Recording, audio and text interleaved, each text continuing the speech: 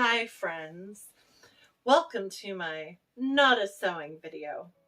I'm your friend Emily, of course, you must remember me. So it's been a hard couple of weeks, months, and my videos have been very short, late, sporadic, odd. And I apologize. I'm sorry. I have a million excuses. Birthdays, friends' birthdays, ending of a semester, parents visiting, my dog throwing up all over my house for several days. You name it. Oh, and anxiety, and stress, and yeah, stuff, and things.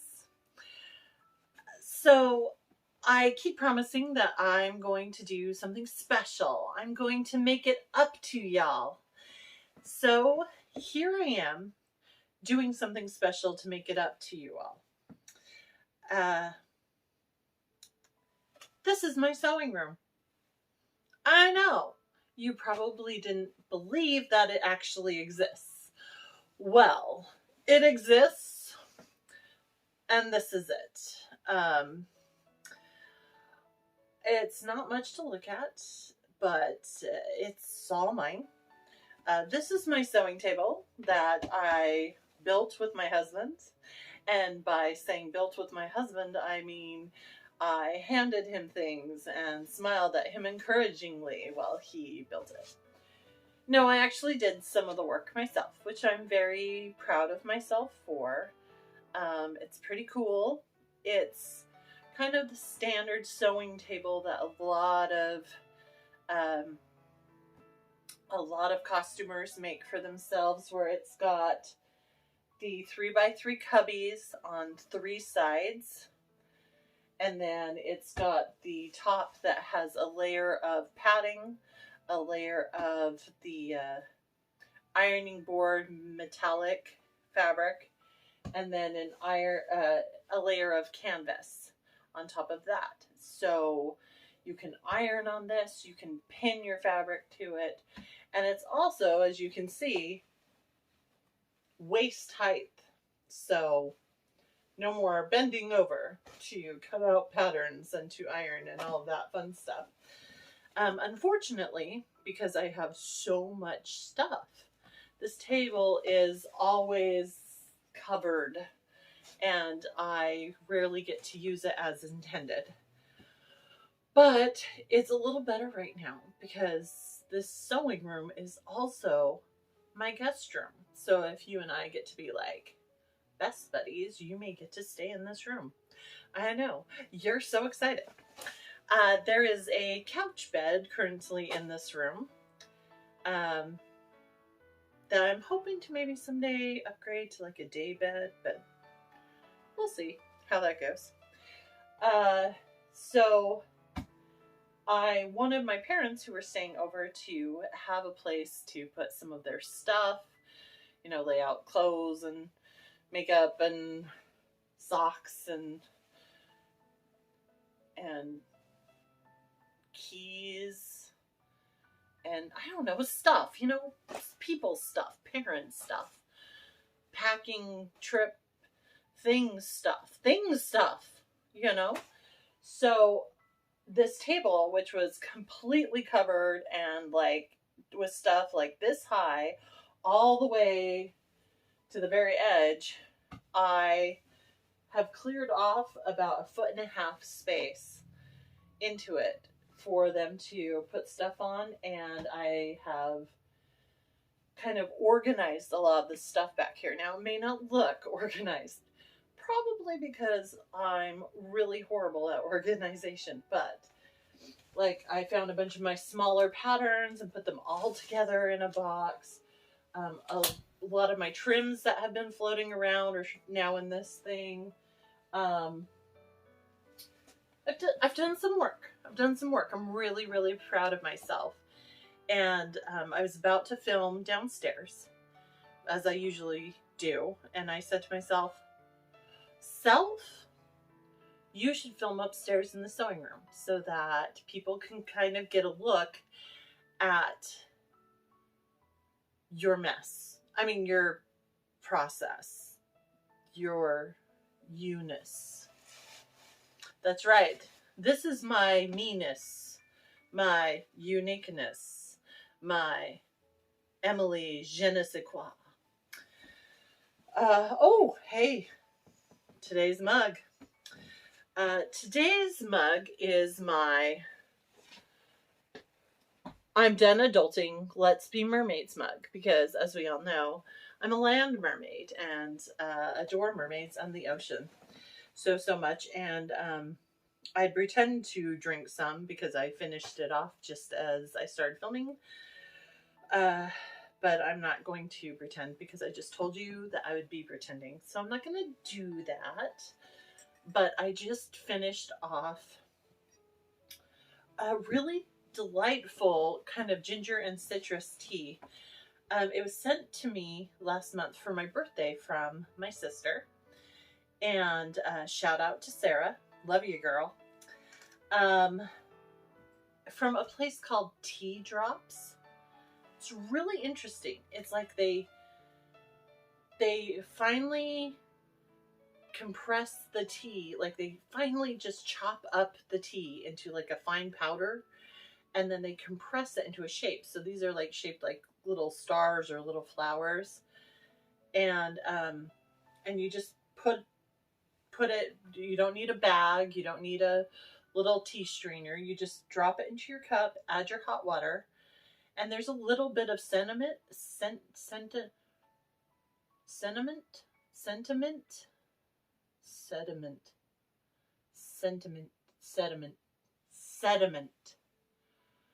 the one that means that there's like little stuff left over in your cup, like little floaty things and stuff, but it's very fine and very drinkable, and it's delicious.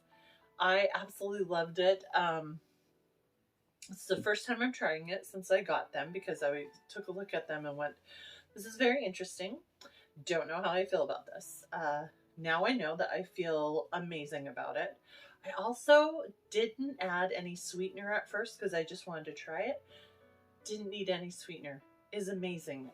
I don't know if they add like a sweetener to it when they like compress it into the little tea block, but it's so good. I highly recommend it. Tea Drops. I will put the name and link of the place in the description when I post this video. Look at me being all professional, saying the things and doing the stuff. Okay, so a couple of things I wanted to share with you. First off, I need some advice. I'm staring at it right now, so I'm going to start with that. I have a gigantic pile of hoop skirts and farthingales and crinolines, whatever era, whatever you want to call them, in various sizes. A couple of them are bustles, just huge, and I'm not sure how to store them. Now, I know there are some people who like fold them up, like figure eight them and fold them up. I'm not comfortable doing that.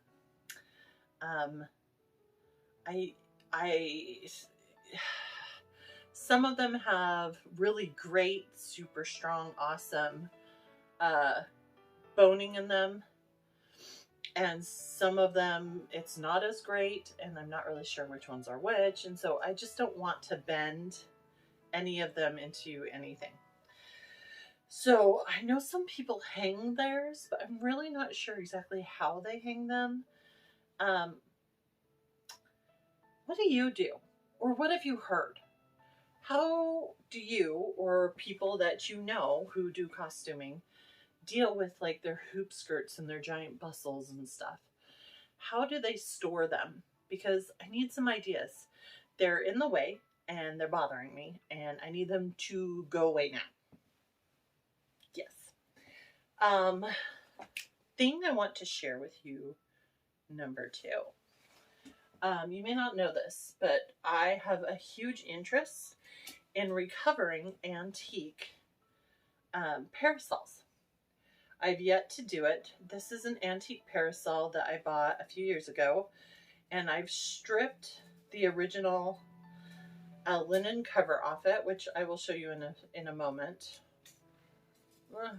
Trying to get in here. There it is. Okay. You can see the bones of this lovely thing. It needs a little tightening up here, a little help. And I know there's some tutorials, and I've also got some patterns to help me with this project. And one thing that's really great about this parasol that I found is it's an actual vintage parasol from the Victorian era. I had it dated, and it was actually dated to the 1870s, which thrills me to no end, since that's bustle era, which, you know, fabulous. Another thing that's amazing is I rarely find tall parasols, and I just realized you can't see this, but the end of this parasol comes to just below my waist. So when I hold this parasol out, you know, it's not this tiny little short parasol.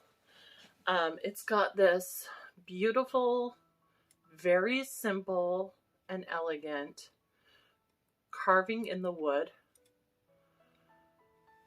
at the end, and then this end is just simple wood. Now the cover that was on this was also very simple.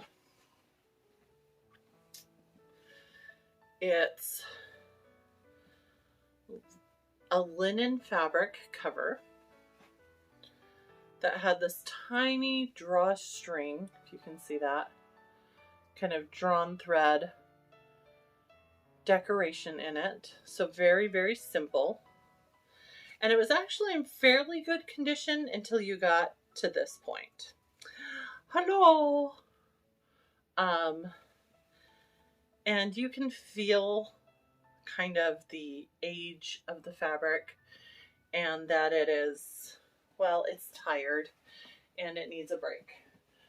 But the bones are still very, very good and can be used for much longer. The other one that I wanted to show you that still has its cover on it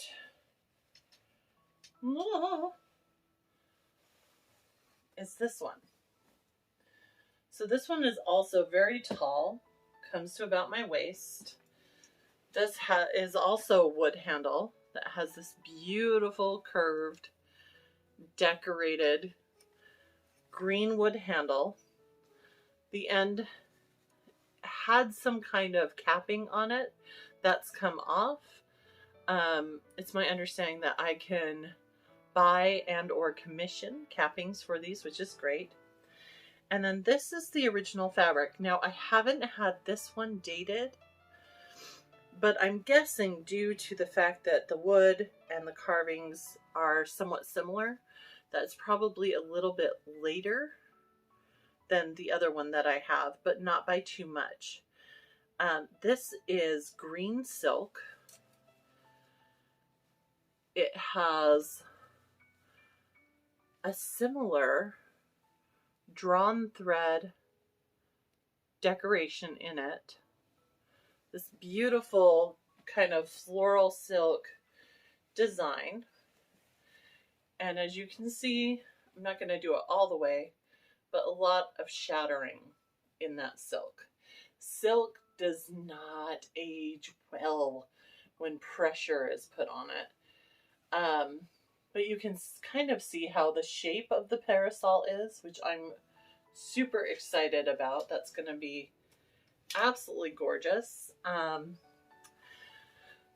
terrified to do something new like this, but I am kind of tired of using these. I mean, they're gorgeous. Let me show you. Okay, I'm going to show you real quick. So, for example, this is one of my favorite little parasols that I take with me. Got this one online somewhere. It's a modern made parasol. It's got a, I think it might be bamboo, I'm not sure, wood handle. And you know, the lovely super lace cover that kind of looks like your grandma's doily. Because of all of the holes in the cover, it's not the greatest for keeping out the sun. I've actually been considering filling in this layer right here with matching burgundy fabric so that it's a little bit better for sun use. And it's a beautiful parasol, and I love to use it with my historical costuming, but it is this long. I can't properly show you, but when it touches the ground, it reaches just below my mid-thigh. So that's a little awkward. And when I hold it, you know, I have to hold it like this. Otherwise, it's like in my face. So I have to hold it up like this the whole time, which is also a little annoying. Where these beauties, you know, I could hold it all the way down here, and that beautiful parasol is going to keep the sun off my sun burning skin. I mean, the sun is basically a Death Star that's trying to kill me. I have to burn about 4 times before my skin goes a slightly darker shade. And it will be that slightly darker shade for about a month. You know, so I get a month of, ooh, look, I'm not quite so rosy pale. I'm less rosy pale. I don't know. Anyway, so parasols, when I'm doing historical costuming, are really important to me. There are very few periods, historical periods, where the hats are actually useful. Now, Edwardian era, my big giant pink hat that I absolutely adore and would wear constantly if I could, that sucker, that keeps the sun off me. If I don't take a parasol when I'm out in that hat, I'm fine. I'm still good. It's fine. But a lot of the other eras have cute little hats that sit on your head, but they don't really take care of your face. Quick thing about daytime wear. In a lot of movies and TV shows, Bridgerton, it depicts historical wear with short sleeves and open necklines and no hats or tiny little hats while they're out during the day. And that is completely bonkers, because it wasn't until like the 1960s to 1970s that women actually started to say, oh, okay, getting sun is nice. We're going to tan. It's great.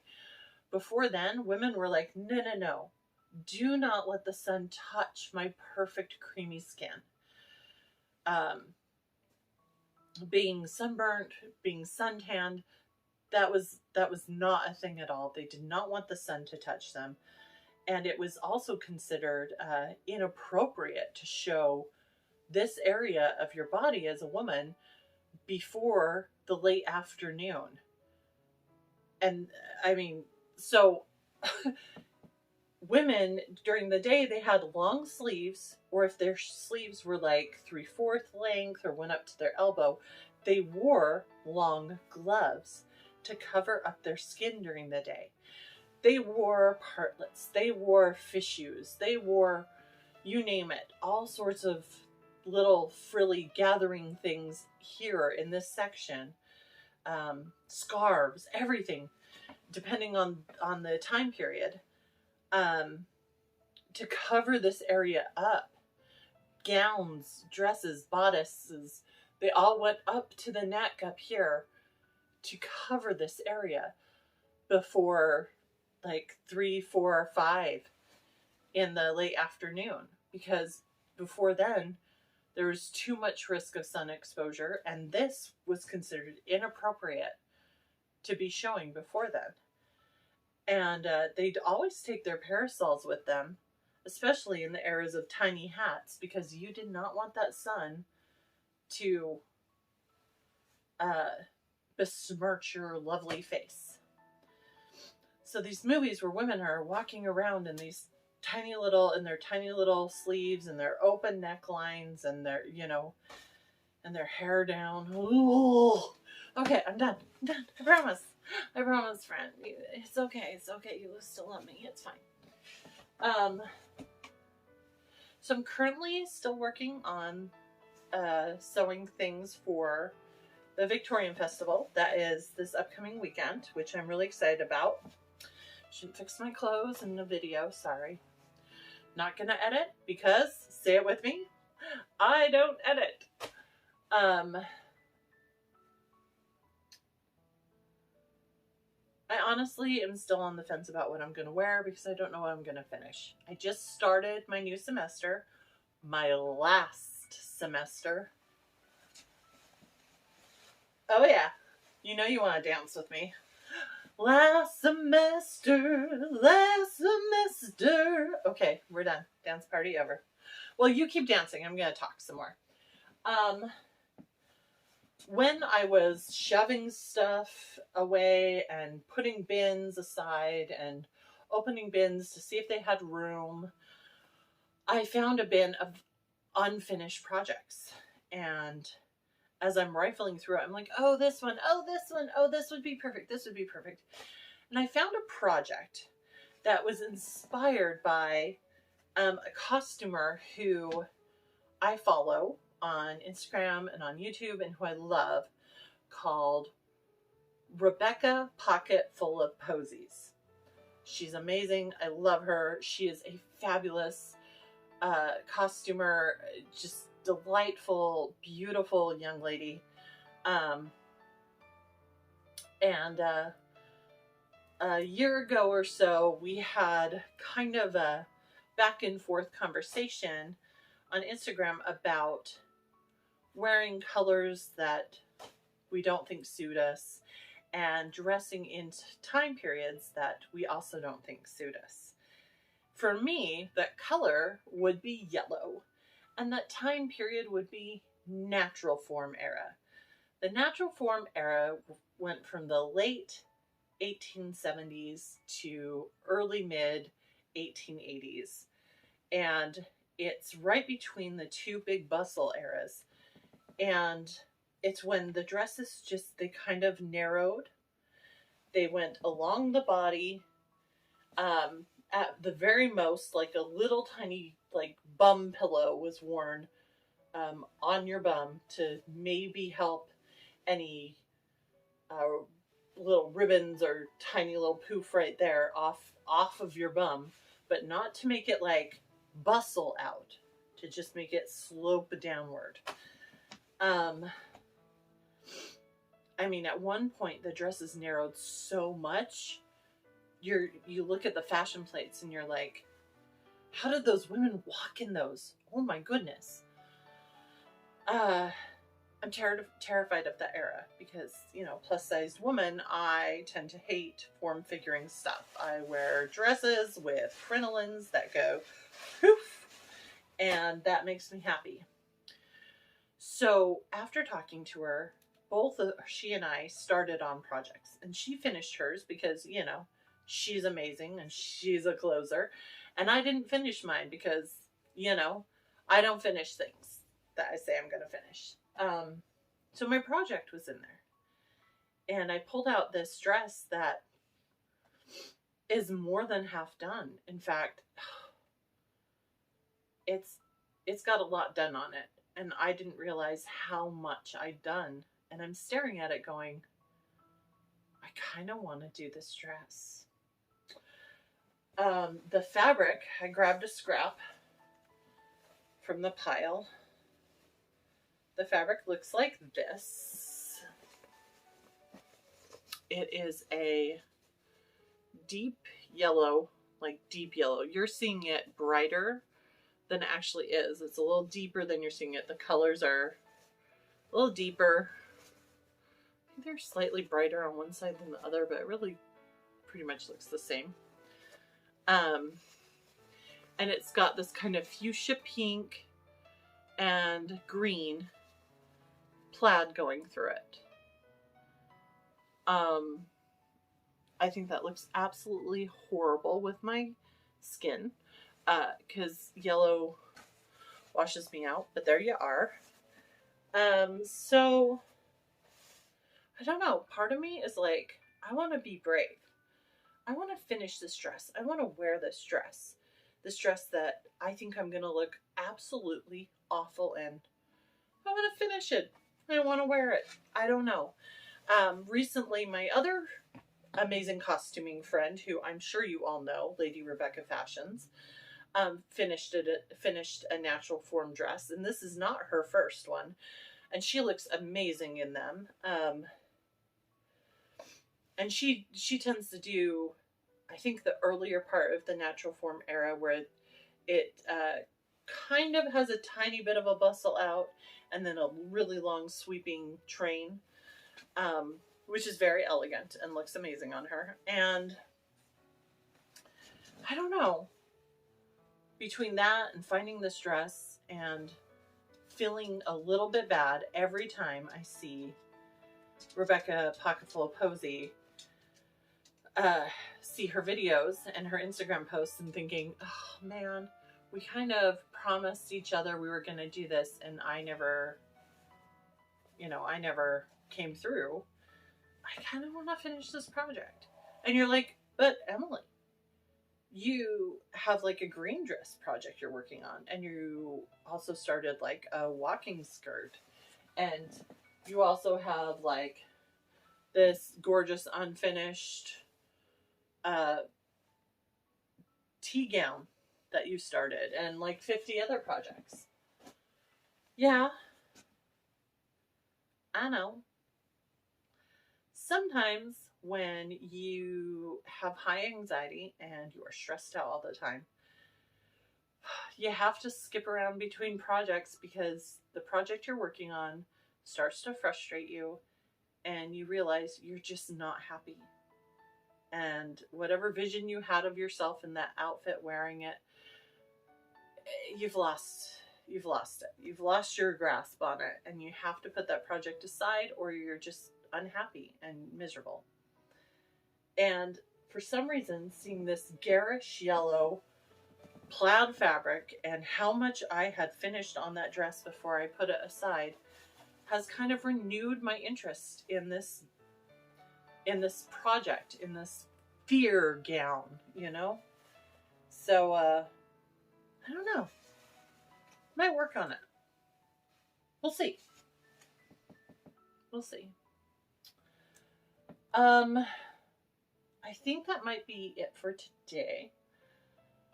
I'd love your thoughts, as always. I'd always love your thoughts. Your input is valuable to me and life affirming. You are all so sweet and so kind, and make me feel, I don't know, butterflies inside. Oh, I guess they're in my hair, but I also feel them inside for you. Did you know? Last thoughts. Do you organize? I need help. I also think that I should apply to the home edit and have them come figure something out here. My only problem is that I'm afraid that they would come in and be like, okay, what are you willing to get rid of? And I would just laugh hysterically until tears pour out my face, because these are my babies. These are my things. I mean, I can't get rid of this. I mean, look, this is my giant plumed hat, and over here, this is my giant box of trim. And over here, I mean,